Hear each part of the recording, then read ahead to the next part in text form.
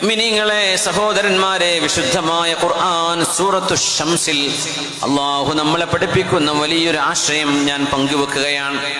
തുടക്കത്തിൽ ഞാൻ അതാണ് ഓതിയത്, സൂറത്തു ശംസ്. ബിസ്മില്ലാഹിർ റഹ്മാനിർ റഹീം.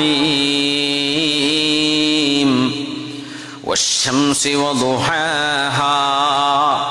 സൂര്യനെ തന്നെയാണ് സത്യം, സൂര്യന്റെ പ്രഭയെ തന്നെയാണ് സത്യം. ലോകത്തെ ഏറ്റവും സ്പീഡുള്ള സാധനം ഏതാ? സൂര്യപ്രകാശമാണ്. ഏറ്റവും വേഗതയുള്ള സാധനം, ഏറ്റവും വേഗതയുള്ളത് ഈ പ്രപഞ്ചത്തിൽ ഏറ്റവും വേഗതയുള്ളത് ഏതാ? സൂര്യപ്രകാശം. സഞ്ചരിക്കുന്ന സാധനമാണ്. 8 മിനിറ്റും 14 സെക്കൻഡ് എടുക്കും സൂര്യനിൽ നിന്നൊരു പ്രകാശം ഭൂമിയിലേക്ക് എത്താൻ. 8 മിനിറ്റും 14 സെക്കൻഡും. വേഗത സെക്കൻഡിൽ 3 ലക്ഷം കിലോമീറ്റർ. അപ്പോൾ 8 മിനിറ്റിൽ എത്ര സെക്കൻഡ് ഉണ്ടാവും? 14 സെക്കൻഡിൽ എത്ര കിലോമീറ്റർ ഓടും? സെക്കൻഡിൽ 3 ലക്ഷം. അങ്ങനെ 8 മിനിറ്റും 14 സെക്കൻഡും ഓടിയാലേ സൂര്യനിൽ നിന്ന് ഭൂമിയിലേക്ക് പ്രകാശത്തുള്ളൂ.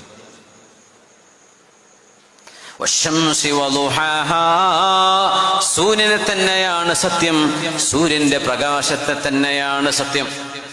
അല്ലാഹു സത്യം ചെയ്യുമ്പോൾ നമ്മളൊന്നും മനസ്സിലാക്കിയില്ല ഇത്ര വലിയ അത്ഭുതമുള്ള സാധനമാണ് അല്ലേ. സൂര്യപ്രകാശത്തെക്കാളും വേഗതയിൽ ഒരു സാധനം സഞ്ചരിച്ചാൽ പിന്നെ ആ സാധനത്തിന്റെ മാസ് എന്ന് പറയുന്ന അതിന്റെ ആ സാധനം ഉണ്ടാവില്ല, അത് പിന്നെ എനർജി ആയിട്ട് മാറുന്നതാണ്. കാരണം ഇത് മാക്സിമം ആണ്. ഇതിന്റെ 4/10 പോലും ലോകത്തെ ഏറ്റവും വലിയ ഫാസ്റ്റസ്റ്റ് സംവിധാനം എന്ന് പറഞ്ഞാൽ അതൊന്നും എത്തിയിട്ടില്ല. എന്ത് ബുള്ളറ്റ് ട്രെയിനും എന്ത് ഫ്ലൈറ്റ് ആണെങ്കിലും സൂര്യപ്രകാശത്തിന്റെ 100-1 വേഗതയിലേക്ക് പോലും എത്താൻ പറ്റൂല. 3 ലക്ഷം കിലോമീറ്റർ ഒരു സെക്കൻഡിൽ, മണിക്കൂറിലല്ല, സെക്കൻഡിൽ 3 ലക്ഷം കിലോമീറ്റർ. മൈലാകുമ്പോൾ ഇച്ചിരി കുറയും. സൂര്യനെ തന്നെയാണ് സത്യം, സൂര്യന്റെ പ്രഭയെ തന്നെയാണ് സത്യം. അള്ളാഹു സത്യം ചെയ്യുന്നത് അള്ളാഹുവിന്റെ സൃഷ്ടിപ്പിലെ മഹാത്ഭുതങ്ങളെ കാണിച്ചു തന്നുകൊണ്ടാണ്. അള്ളാഹിന്റെ സൃഷ്ടിപ്പിലെ ഏറ്റവും ചെറുതുപോലും വലിയ മഹാത്ഭുതമാണ്, അത് വേറെ വിഷയം. ഏറ്റവും ചെറുതുപോലും. ഇന്നല്ലാഹ ലാ യസ്തഹീ അൻ യദ്രിബ മസലൻ മാ ബഊദതൻ ഫമാ ഫൗഖഹാ. അള്ളാഹുവിന് ഒരു കൊതുകിനെ ഉദാഹരണമായി പറയാൻ അള്ളാഹ്ക്ക് മടിയില്ല എന്ന് വിശുദ്ധ ഖുർആൻ പറയുന്നുണ്ട്. അള്ളാഹിന്റെ മഹത്വം പറയുമ്പോ ഒരു കൊതുകിനെ പറയാൻ അള്ളാഹുവിന് മടിയില്ല. എന്താ പറഞ്ഞത്? കരയിലെ ഏറ്റവും വലിയ ജീവിയാണ് ആന. ആനക്കുള്ള ആനന്റെ ദേഹത്തുള്ള സർവ്വ അവയവവും ഒരു കൊതുകിന്റെ ദേഹത്തുണ്ടെന്ന. പുറമെ ആനക്കില്ലാത്ത 4 ചിറകുണ്ട് കൊതുകിന്, അല്ലേ? തുമ്പിക്കൈണ്ട്. ആനക്ക് ചോര കുടിക്കാനൊന്നും പറ്റൂല, പിടിച്ച് വലിച്ചെറിയാനേ വഴിയുള്ളൂ. കൊതുകിന് എവിടെയാണ് ചോര ഓടുന്ന ഞരമ്പെന്ന് സെൻസ് ചെയ്ത് മണത്ത് അവിടെ ഇഞ്ചക്ട് ചെയ്യും. നമ്മൾ ബ്ലഡ് കൊടുക്കാൻ പോയാലേ ചില നേഴ്സുമാരുണ്ട് കുത്തി നോക്കല്, ശരിയായില്ല, ഇപ്പുറത്തൊന്ന് കുത്തി. പിന്നെ നമുക്ക് ദേഷ്യം വരും. ഈ പണിയൊന്നും പഠിച്ചിട്ട് ഇരുന്നാ പോരായിരുന്നു എന്നൊക്കെ ചോദിക്കും ചിലപ്പോ. കൊതുക് അങ്ങനെയല്ല, കുത്തുന്നത് കറക്റ്റാണ്. ഇപ്പൊ കറക്റ്റ് രക്തം കുറച്ച് കുടിച്ച് വയറ് നിറഞ്ഞാൽ നമ്മൾ അറിയേ പോലുള്ളൂ. നമ്മെ അറിയാത്ത വിധം കുത്താനുള്ള ചെറിയ എൻസൈം പോലും അള്ളാഹു കൊടുത്തിട്ടുണ്ട് അതിന്. അതുകൊണ്ടാണ് മഹാന്മാർ പറയണത്, അള്ളാഹു കൊതുകിനെ ഉദാഹരണം പറയുമ്പോൾ അത്ഭുതപ്പെടേണ്ട. കരയിലെ ഏറ്റവും വലിയ ജീവിയായ ആനയെ എന്താ അള്ളാഹ് പറയാത്തത്? വലിയൊരു സാധനമാണോ? മുമ്പൊക്കെ ഒരു കമ്പ്യൂട്ടർ എന്ന് പറയുന്നത് ഒരു റൂമിന്റെ അത്ര വലുപ്പം ഉണ്ടായിരുന്നു. കണ്ടിട്ടില്ല? കമ്പ്യൂട്ടറിനെ സംബന്ധിച്ചുള്ള ചില നോട്ട്സ് ഒക്കെ കാണും. ഒരു റൂമിന്റെ അത്ര വലുപ്പം ഉണ്ടായിരുന്നു പണ്ടത്തെ കമ്പ്യൂട്ടർ. ഇപ്പൊ നമ്മുടെ കയ്യിലുള്ള മൊബൈൽ ഫോൺ ഇതൊരു കമ്പ്യൂട്ടറാണ്. അപ്പൊ വലുതിനാണോ സ്ഥാനം ഈ ചെറുതിനാണോ? ചെറുതിനാണ്. അതുകൊണ്ട് അള്ളാഹ് കൊതുകിനെ ഉദാഹരണം പറയാൻ അള്ളാഹ്ക്ക് മടിയില്ല. എന്തേ?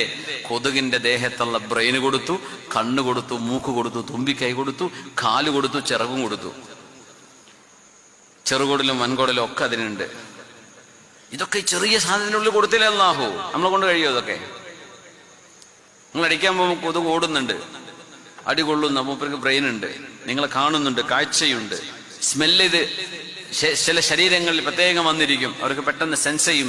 ചില ശരീരങ്ങളിലെ ബ്ലഡ് അവർക്ക് ഇഷ്ടമാവും. ഇതൊക്കെ അള്ളാഹു ഒരു ചെറിയ സാധനത്തിന് കൊടുത്തില്ലേ? അതുകൊണ്ട് അള്ളാഹുവിന്റെ ഉദാഹരണം പറയുമ്പോൾ വലിയ വലിയ സാധനങ്ങൾ തന്നെ പറയണമെന്നില്ല.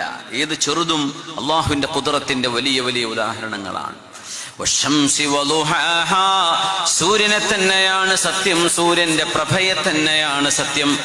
വൽ ഖമരി ഇദാ തലാഹാ, സൂര്യൻ അസ്തമിക്കുമ്പോൾ, ഭൂമിയിലാകെ ഇരുള് പരക്കുമ്പോൾ, സൂര്യാസ്തമയത്തിന് ശേഷം വെളിച്ചം തരാൻ വേണ്ടി അസ്തമയത്തെ തുടർന്ന് വരുന്ന ചന്ദ്രന്റെ പ്രഭയെ തന്നെയാണ് സത്യം. നോക്കണം, അല്ലാഹു സൂര്യൻ എന്ന വലിയ ടോർച്ച് അടച്ചു കഴിഞ്ഞാൽ പിന്നെ ചെറിയൊരു വെളിച്ചം പിന്നെയും കൊടുക്കും. കാരണം എപ്പോഴും വീട്ടിലെത്താത്തവരുണ്ടാവും, അവർക്ക് വഴി കാണണം. സ്ട്രീറ്റ് ലൈറ്റ് ഒക്കെ എപ്പോഴല്ലേ വന്നിട്ടുള്ളൂ. വന്നഹാരി ഇദാ ജല്ലാഹാ, പ്രപഞ്ചത്തിലെ സർവ്വതും കാണത്തക്ക വിധം പ്രപഞ്ചത്തിന് അല്ലാഹു പ്രഭാതം കൊണ്ട് വെളിച്ചം നൽകുന്നവനാണ്. ആ വെളിച്ചം നൽകുന്ന അല്ലാഹുവിനെ തന്നെയാണ് സത്യം. ഇപ്പൊ നമ്മുടെ ചെറിയ ഫ്ലഡ് ലൈറ്റുകളെ പോലെ വലിയ ലൈറ്റുകൾ ഇവിടെ ഉണ്ട് അല്ലേ. ഇനി ഒരു 1000 ലൈറ്റ് ഇവിടെ ഫിറ്റ് ചെയ്തെന്ന് വിചാരിക്കുക. എന്നാലും ചെറിയ മാളങ്ങളും പൊത്തുകളൊക്കെ ഉണ്ടാവും ഇപ്പോൾ ഇതിൻ്റെ അടിയിലൊക്കെ. അതിൻ്റെ ഉള്ളിലേക്കൊന്നും വെളിച്ചം കിട്ടൂല. ഇപ്പം ഇവിടെ ഭയങ്കര ലൈറ്റ് ഉണ്ട്. ഇപ്പം നേരെ ബാക്കിലുള്ള ചെറിയ ചെറിയ സുഷിരങ്ങൾ, ആ ചെടികൾ ചുറ്റിൻ്റെ ഉള്ളിൽ നമ്മൾ കാണുന്നില്ല. എന്തേ? അങ്ങോട്ട് വെളിച്ചെത്തുന്നില്ല. അള്ളാന്റെ വെളിച്ചം തീർന്നാൽ നമ്മളെ കൊണ്ട് കഴിയുന്ന വെളിച്ചം നമ്മൾ കത്തിച്ചു വെക്കും. പക്ഷെ അതൊരിക്കലും അള്ളാന്റെ വെളിച്ചത്തിനോട് എത്തുന്നില്ല. സൂര്യപ്രകാശം അങ്ങ് വന്നു തുടങ്ങിയാൽ എല്ലായിടത്തും മാളത്തിലും പൊത്തിലും ഗുഹയിലൊക്കെ വെളിച്ചെത്തിയില്ലേ. മനുഷ്യനിത് ചെയ്യണമെങ്കിൽ എത്ര കത്തിക്കണം? വന്നഹാരി ഇദാ ജല്ലാഹാ, ഭൂമിയെ, പ്രപഞ്ചത്തെ തെളിമയാർന്ന വെളിച്ചം കൊണ്ട് അല്ലാഹു നിങ്ങൾക്ക് തെളിയിച്ചു തരുന്നില്ലയോ? ആ റബ്ബിന്റെ വലിയ സൃഷ്ടിയല്ലയോ പകൽ എന്ന് പറയുന്നത്? ആ പകലിനെ തന്നെയാണ് സത്യം. സത്യം ചെയ്യാണല്ലോ. ഇനി എന്താ പറയാൻ പോണ വിഷയം? അതാണ് ഇനി ശ്രദ്ധിക്കേണ്ടത്. വല്ലൈലി ഇദാ യഗ്ശാഹാ, രാത്രിയെ തന്നെയാണ് സത്യം. അല്ലാഹു ഭൂമിയെ ഇരുളുകൊണ്ട് മൂടുകയാണ് ചെയ്യുന്നത്. ഒരു കവറിട്ടും ബ്ലാങ്കറ്റിട്ടും മൂടിയ പോലെ ഇരുട്ടാണ്, കാണുന്നില്ല. പുതപ്പിനുള്ളിലാ, കാണുന്നില്ല എന്ന് പറയുന്ന പോലെ. ഇരുളെന്ന പുതപ്പ് പോലെയല്ലയോ ഓരോ രാത്രിയും കടന്നു പോകുന്നത്. ഓരോ ദിവസവും സൂര്യാസ്തമയവും സൂര്യോദയവും നടക്കുമ്പോൾ എന്റെ കൊച്ചുമക്കളെ, വിദ്യാർത്ഥിനികളെ, നമ്മൾ ആലോചിക്കാറുണ്ടോ അള്ളാഹുവിന്റെ സൃഷ്ടിപ്പിലെ വലിയൊരു അത്ഭുതമാണ് നമ്മെ തലോടിക്കൊണ്ടിരിക്കുന്നത് പകലും രാത്രിയും. വല്ലൈലി ഇദാ യഗ്ശാഹാ വസ്സമാഇ വമാ ബനാഹാ, ആകാശലോകങ്ങളെ തന്നെയാണ് സത്യം. ആരാണോ അവരെ സൃഷ്ടിച്ചത്? ആ റബ്ബിനെ തന്നെ. മേലോട്ട് നോക്കിയാൽ നമ്മുടെ കണ്ണിന് പോലും കാണാൻ കഴിയാത്ത ദൂരങ്ങളിൽ കിടക്കുന്ന എത്രയോ കോടിക്കണക്കിന് നക്ഷത്രങ്ങളുണ്ട്, ഗ്രഹങ്ങളുണ്ട്, നെബുലകളുണ്ട്, എത്രയോ പ്രാപഞ്ചിക പ്രതിഭാസങ്ങളുണ്ട്. നമ്മൾ നീല നിറം കാണും, ഇത് ആകാശമല്ലല്ലോ. പ്രകാശത്തിന് വികിരണം സംഭവിക്കുക എന്നാ പറയാ അല്ലെ? എന്താ ഫ്രാക്ഷൻ എന്ന് പറയല്? പ്രപഞ്ചം എന്ന് പറയുന്നത് സമാ, ഭൂമിയുടെ ഏത് ഭാഗത്ത് പോയാലും, നമ്മൾ ഭൂമിന്റെ ഈ സൈഡിലാണ്, നമ്മൾ നേരെ താഴെ സൈഡിലാണ് അമേരിക്കക്കാരുണ്ടാവുക, കനേഡിയൻസ് ഉണ്ടാവുക. അവർക്കും ആകാശം തന്നെയാണ്. നമ്മളിങ്ങനെ എയറിൽ നിൽക്കുക. ശരിക്കും ഒരു പന്ത് ഇങ്ങനെ ഈ എയറിൽ വെച്ചാൽ അതിൻ്റെ മേലും താഴെയൊക്കെ അവർക്ക് കാണുന്ന പോലെ ചുറ്റും ആകാശമാണ്, താഴെ മേലൊക്കെ ആകാശമാണ്. ആകാശം എന്ന് അല്ലാഹു പറയുന്നത് മാ സമാ വഅല, മനുഷ്യന്റെ ഉന്നതങ്ങളിൽ കിടക്കുന്നതെല്ലാം ആകാശലോകങ്ങളാണ്. കോടിക്കണക്കിന് നക്ഷത്രങ്ങളെയാണ് അല്ലാഹു പ്രപഞ്ചത്തിൽ സൃഷ്ടിച്ചത്. ആ സൃഷ്ടിച്ച അല്ലാഹുവിനെ തന്നെയാണ് സത്യം.